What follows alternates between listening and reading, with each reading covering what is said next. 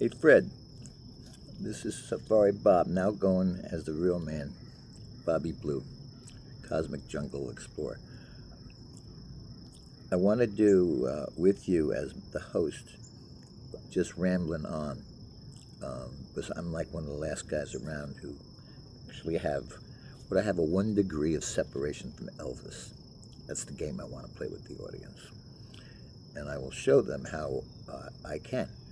Now, my first 1 degree from separation of Elvis was my 28th birthday party at the Electric Circus on its second location on Fifth Avenue. You got 2 drinks, $10 to get in, and the Stray Cats were my house band. Because RCA was doing a promotion that week, Scotty Moore and DJ Fontana came and sat in.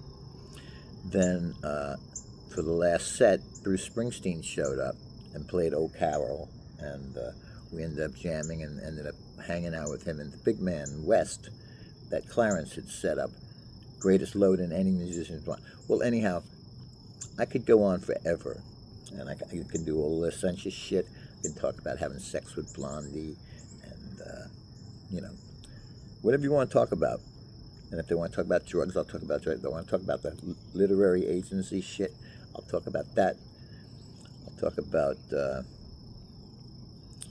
life at the nadir of New York, the best. Before the baby boomers, I believe we knew technology was coming and life as we knew it was dying in New York at that time. I heard about this show, The Deuce, but my brother was taking me down to 42nd Street when I was 11 years old. He even bought me my own London fog raincoat. Fuck. So in the last 8 weeks, I was hospitalized 9 times. Everything was wrong. They thought I was having a psychiatric break, but it just turns out finally Yale Hospital diagnosed me with epilepsy.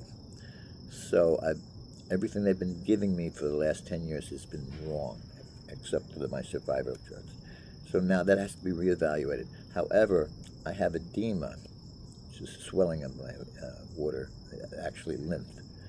Fell down on my face, broke my eye socket, and had double, anyhow, I had to have brain surgery. And then the next day I played the Bronx Zoo. And so then I thought of you. And I've been rocking my ass off, and I put together a band with Al Hemberger, and we have a lot of stories to share. And, well, anyhow, that's my rambling about Elvis, being one away from Elvis. And anything, I've been there.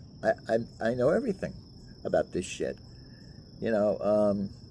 Me, Bruce Springsteen, Al Cooper, and Stephen King was sitting at the bar at the bottom line. I just came back from taking a piss with Leslie West next to me. The guy's 3 feet tall and 3 feet wide. Well, God bless one-legged old Pete there. So anyhow, I come back, we're sitting there, and everybody was still drugging. And so I think there was a mirror.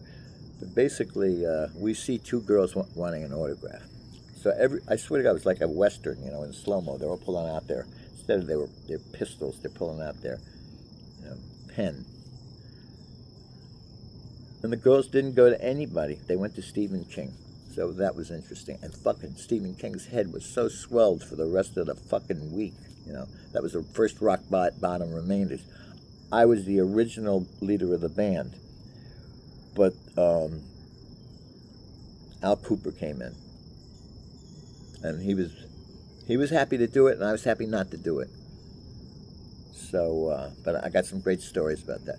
But anyhow, here's the story that make me au courant. Back in the 70s, I left college, started living on Christopher and Bleecker Street with Chuck's sister Joan, my Ophelia. We can talk about that. That's a great story. Epicenter of the homosexual explosion. I was there for that, and the AIDS. Oh God! So we keep going. First wedding I ever went to was 2 guys. on Fire Island. So I'm sitting. In the old days, they actually had guys who went into clubs and collected. They stopped me. I'm playing a bar in Inwood. They stopped the show, not show. They stopped the gig, and collected $3 from everybody in the fucking band. And the guy who used to work it, the marshal, if you will, he thought he was Kojak, and he had a shaved head and a leather jacket and sucked on a lollipop and actually shook it down for $3, and you're making 30. Well, anyhow, the last viable president of Local 802, which you had to join when I came into New York City. I had to join go down there and audition. You know what the audition was? Mary Had a Little Lamb. I swear to God. So, on guitar. And $80. I was driving a cab. It was easy to get around. And so hi Jaffe. They would actually call you and give you a job. I swear to God. So I get a call. Now, I don't know what was going on here, but I get a call for the Plaza. And it's a big 50s revival. And most of the bands are doo-woppers, which I was an expert at 21, whatever the fuck I was. And who is it? It's sitting in my room, looking out on the rain. Teardrops, Lee Andrew and the Hearts. So, you know how it was back then. Run down to fucking Bleecker Street. I buy the fucking album, $17, weighs about 50 pounds.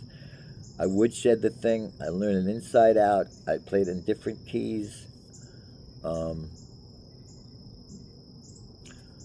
I get the time. So anyhow, this is my first time at the Plaza. I'm rolling in my Ampeg B15.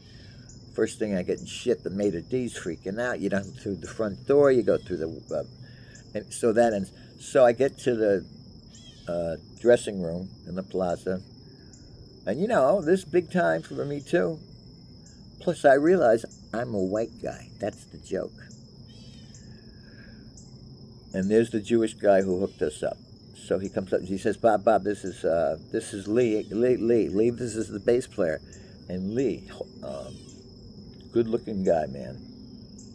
I don't know if he had an afro, I don't know where he was going, but he had, as Little Richard said, I got a lot of Indian, but he had one of those Indian noses. And he said, he looked me up and down and then didn't even talk to me, turned to the agent and said, I hope the skinny white motherfucker knows my music. So at that time, at that very moment, I looked to see my bass, which is precariously perched against one of those makeup things, being knocked over by a little boy in a diaper. And it hits the ground and it goes kabong. And this beautiful wife of Lee Andrews says, oh, I'm so sorry. What's your name? And I said, my name is whatever you want it to be so nobody kills me. So anyhow, I cut the gig. Lee Andrews never gives me the fucking time of day. I used to get a lot of work from the Lone Star for the same reason. That's how I met all these guys and backed them all up. Usually because their bass players got sick. Carl Perkins, his son got sick. Another time with the Platters. I don't know, once I got on the Black Guys, hey, I'll tell you the story about me and the Platters. But that's another story. Well, anyhow, so I'm watching television, and I'm seeing this guy, Roots, Questlove. So I look him up. I like what he's doing. And I look him up, and his father is Lee Andrew, of Lee Andrew and the Hearts. Not only were they the people that I was backing up that night, but that was the fucking kid who knocked over my fucking bass. So there you go. So I'll try to send you this, and I think it's a good outline. I mean, I really, Chuck Verrill, we'll talk about him, but, he's going to be the ghost in the room always. But he once told me, I never told anybody this, but I went to Hamilton on a writing scholarship, and so did Chuck. But my father had money because he was a dentist. And hey, what are you going to do?